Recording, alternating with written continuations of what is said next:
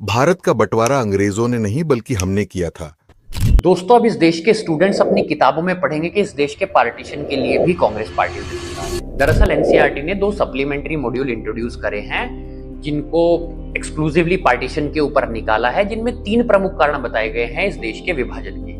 पहला कारण है मोहम्मद अली जिन्ना, जिसने एक सेपरेट स्टेट की डिमांड की। दूसरा कारण बताया गया है कांग्रेस पार्टी को, जिसने उस डिमांड को पूरा किया। और तीसरा कारण बताया गया है लॉर्ड माउंटबेटन को, जो उस वक्त इंडिया के वाइसरॉय थे और जिन्होंने ये पार्टीशन कराया।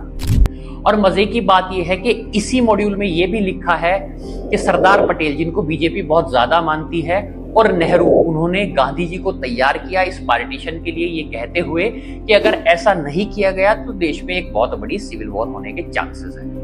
अब कारण कुछ भी रहा हो, चाहे वो जिन्ना की बढ़ती हुई पॉलिटिकल एस्पिरेशंस हो, उस वक्त हिंदू महासभा का पावरफुल होना हो, या उस वक्त की बदल रही राजनीतिक परिस्थिति रही, ये डिबेट का विषय हो सकता है।